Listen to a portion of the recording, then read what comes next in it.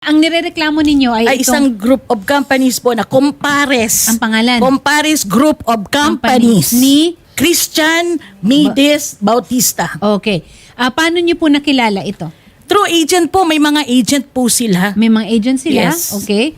Personally po ninyo nakausap itong si Christian? Yes, na Okay. kasi po may nag-open po kaming branch nila diyan sa Parañaque na doon kami inilagay. Okay. Ano po ang negosyo? Ano po yung business model?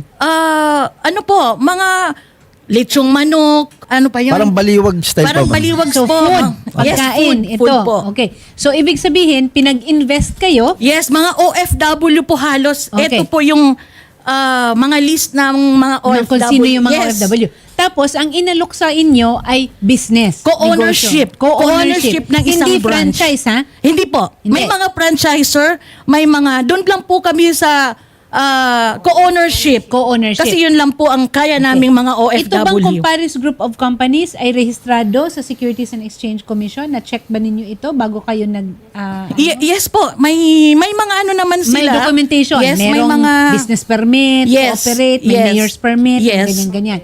At sa makatuwid, meron naman talaga silang mga lechonan. Yes po. Meron po. Okay. So parang ano ito? Lechon manok? Lechong Ano manok. pangalan ng lechon manok? Compares, lechong manok, ganyan. Compares. Nai-ere na rin sila sa mga TV station na pinopromote nila yung mga products nila. Magkano ang binigay ninyo? Investment ito? Yes, Okay. co-ownership po na. Sa amin po, 225,000. Meaning ikaw? Sa amin po, sa akin po. Sa'yo? Sa akin Kay po, sir? ma'am, 250 po. 250 rin. Oo. 800K po sa kanya. 800. Sige. Sa'yo? 225 po. 225. Sa akin po, 200,000. 200. Dito pa lang mahigit mga almost 2 million na, di ba? Ito po, Okay. ang dami po. Ito po yung mga nirereklamo po, si Christian Mides. Bautista, Bautista, Menchi Cabral, at si Joy Analupa. Kailan po ito? Yan po si Ana Lupa. Yan po ang agent na nagkumbinsi sa amin. Ito, may mga kasamahan pa kayo na online, ano? Na, Yes po. Makikita Mga dito sa OFW ating, po mga yan. OFW. Nasa labas ito sila. Yes, yes. Okay. Nag-invest rin. Yes. Kailan po? Ano yung period na nakuha ito? Pre-pandemic? Pandemic? Kami po, 2021 po Okay, kami. patapos na. 2021. Sila po, 2022. Okay. Ano ang sinabi sa inyo na magiging kapalit ng investment niyo as co-owners? Yes po. May kontrata po kami. Meron Kung kayong yung mga kontrata? packages na pwede naming makuha. Okay. Doon sa, Like for example sa inyo, Yes. for 250,000, ano ang kailan nyo mababawi ang principal ninyo? May kontrata po kami for 3 years. Okay. At meron po kaming 3% na dividendo pag nagbukas na yung shop namin, meron kaming 3% quarterly Okay. na 3% dividendo. ng hulog ng share ninyo. Yes. So ano ba ang 3% kunwari ng 250,000? So meron kang 7,500? Sige po, pero po hindi po yan, yung hindi po yan natupad. Wala silang natupad. So walang natupad. Walang natupad. Wala po.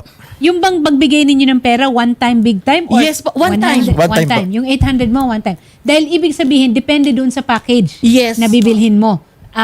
Investment package na ang itatawag ko dyan. Or share, no?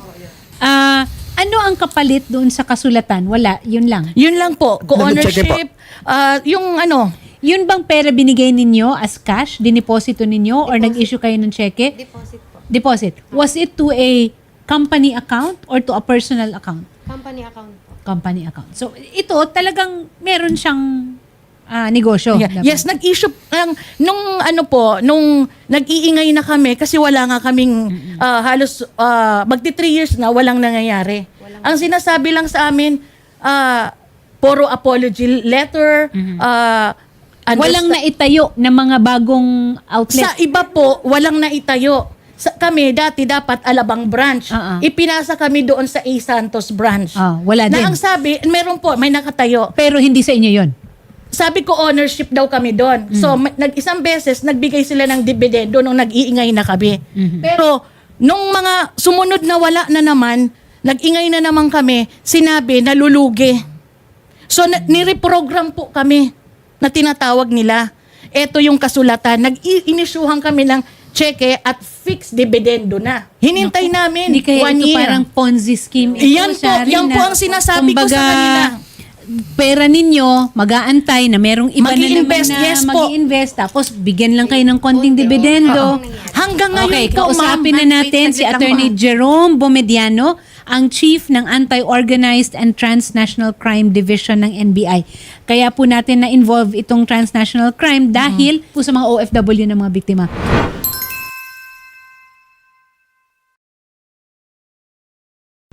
Attorney Jerome, paano po ba natin matutulungan ang grupo ng mga nabiktima?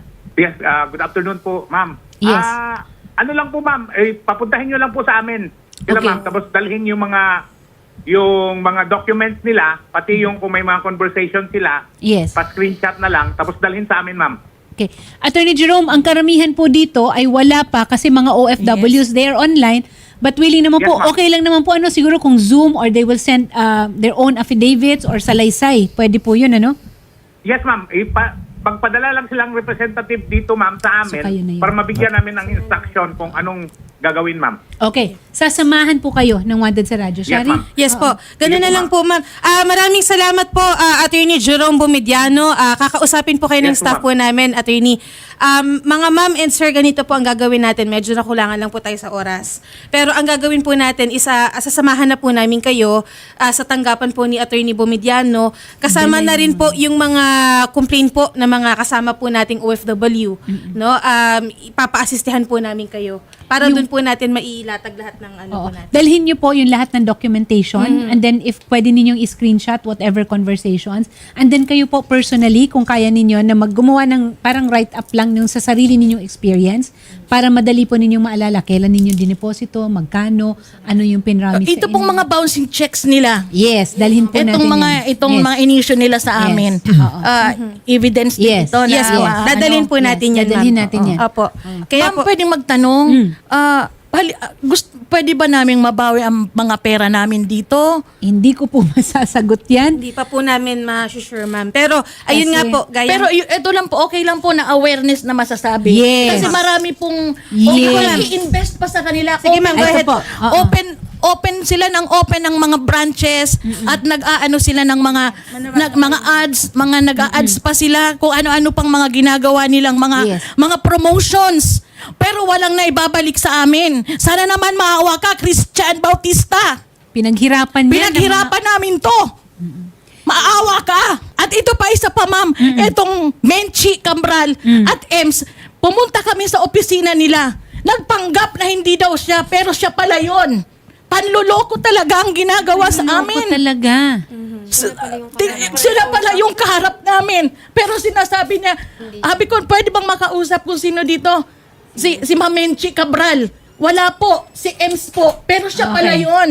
So, may kasama na Panluloko po talaga. Mag-i-issue ka ng puro talbog na cheque. Ma'am, huwag po kayong mag-alala kasi ang Wanted sa Radyo po ay hindi po mag-aatubili na bigyan po kayo ng sapat na tulong. Ito po, sasamahan po kayo ng reporter para Schedule po po natin with Attorney Jerome Bomediano. No less than the chief po yan. Yes ng po. anti-organized Maraming and salamat po. transnational. Ito lang talaga ang solusyon namin, ma'am. Kakausapin po namin kayo, ma'am, sa kabilang studio, ma'am. Tapos i-schedule po natin yung paghaharap po ninyo with Attorney Bomediano.